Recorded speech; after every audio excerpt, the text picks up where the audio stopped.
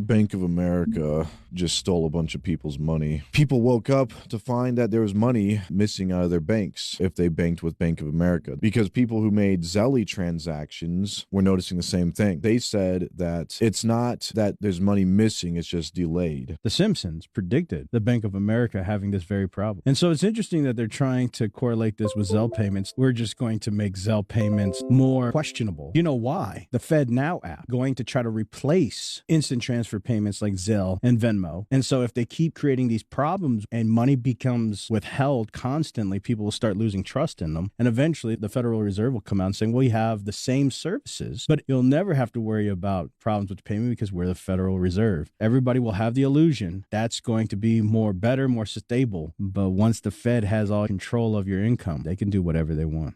Bank of America just stole a bunch of. Once the Fed has control of your money, they can do whatever you want. I thought this was a great comment right here. Classic move. Create a problem, introduce a solution, take control. Fun fact, the guy that invented computer viruses and then sold the software to fix computer viruses, Bill Gates, is now the same guy that's super passionate. He really cares about you and I, about global virology and vaccines. The same guy that created the computer virus and then sold the antivirus software. Can't make this up. Guys, we give away $10 in XRP every day on this channel. To enter the giveaway, like the video, subscribe, notifications on, and comment anything in the YouTube comments below. The winner is in the video description from yesterday. And the Ripple CEO, Brad Garlinghouse, is letting us know the ruling is coming this year in 2023. Now, if it'll be in the next 2 months or the next 6 months, no one really knows. But things could happen, and one thing we can deduce for sure is things are heating up. And we have a new Ripple president, Monica Long. She says her job is to continue to scale amid a crypto winter. This is another example of Ripple remaining strong when the whole crypto market is getting wrecked. Ripple increased their workforce by 35% this year. In their on-demand liquidity product, the product that uses XRP, their ODL, grew 800%. And they don't have regulatory clarity. They actually have the opposite. They have a regulatory agency, the SEC, investigating XRP. And what happened to the on-demand liquidity product, the product that uses XRP? It absolutely surged 800%. And now talking about Wall Street regulation in crypto, a great clip here from Gary Cardone talking about the benefits of crypto from a traditional investor. The crypto world, because the payment industry has a massive amount of problems in declining credit card transactions, in having your credit card decline just because the provider of that card may not like you anymore. That happened in Russia 1 year ago. All Visa, all MasterCard, you're not using any of this. So the sovereign value to me, as a bit of a preacher who doesn't like being controlled by people I don't even know their name, I didn't vote for them.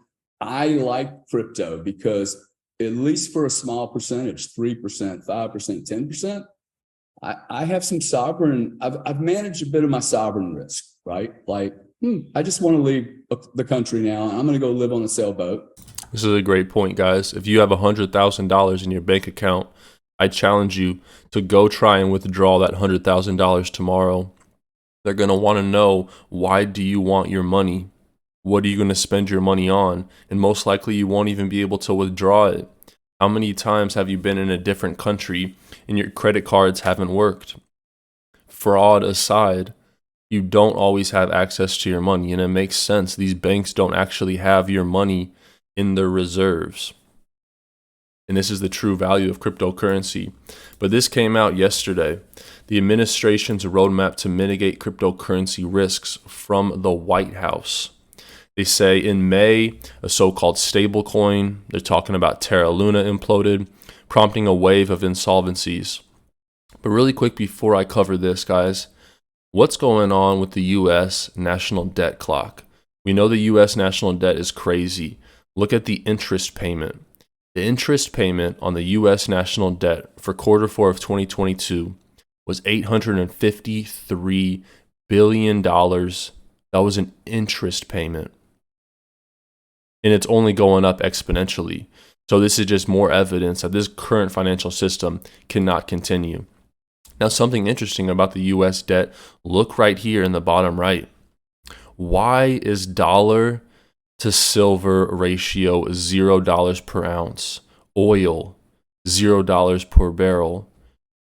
Price of gold, $0. What happened to gold, silver, and oil in the past few days? People are hypothesizing maybe this is the beginning of the reset of these prices. Gold, silver, and oil, 3 of the most valuable commodities, all at 0. And in this White House roadmap to mitigate cryptocurrency risk, they say some good things. To be sure, the technologies powering cryptocurrencies may offer ways to make payments faster, cheaper, and safer, obviously. But this framework identifies clear risks.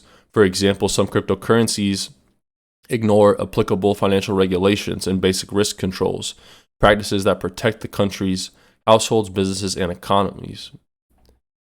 And then this is how they wrap it up. And this, in my opinion, is very bullish. It would be a grave mistake to enact legislation that reverses course and deepens the ties between cryptocurrencies and the broader financial system. The administration wholeheartedly supports responsible technological innovations that make financial services cheaper, faster, and safer, and more accessible. Yet to realize these benefits, new technologies need to commensurate safeguards. Safeguards will ensure that new technologies are secure and beneficial to all, and that the new digital economy works for many, not just few. The Ripple versus SEC lawsuit will go to the Supreme Court, and there will be a new standard for digital assets called the Ripple test. Ripple is definitely one of the few cryptocurrencies that has been following all of the regulatory frameworks, the little that are actually put out for them to follow. And now for a great clip from CEO Novogratz. This is a cryptocurrency CEO, head of Galaxy Digital, talking about the lawsuit and the ironics. Ripple lawsuit, right, that the SEC brought, basically saying Ripple issued a security that failed a Howey test. They had allowed that to operate literally for 4 or 5, 6 years. And then they sue the week before, Chairman Clayton is leaving. Just seems strange. And again, if there were rules that were clear, or if you were going to sue to sue, but before you let an entire ecosystem get built up and then sue, it just seemed to be so counterproductive. The problem, the SEC doesn't care about what's productive or not. The SEC does not care about what's productive or not. Spot on. Let Ripple build for 10 years. Let them come in and ask you about regulation. And then the last day before you leave office, Jay Clayton brings the lawsuit against Ripple. Doesn't make any sense. And if you guys want $40 guaranteed, sign up with Webull, deposit a penny, and you can get up to $3,000 in free stocks. Typically, you'll just get $40 to $300. Sell the stocks, withdraw your money, close your account, do whatever you want, but don't miss out on this great opportunity to get $40 in free stocks. Just sign up with Webull, deposit a penny. Links in the video description below. And before I leave you guys, I have a question. How many years will it take for XRP to reach double digits? I'm talking $10 and above. In my opinion, it's inevitable. Is it going to be 5 years? Is it going to be 3 years? Is it going to be 1 year? Leave me with your thoughts in the comment section below. God bless you guys. Until next time.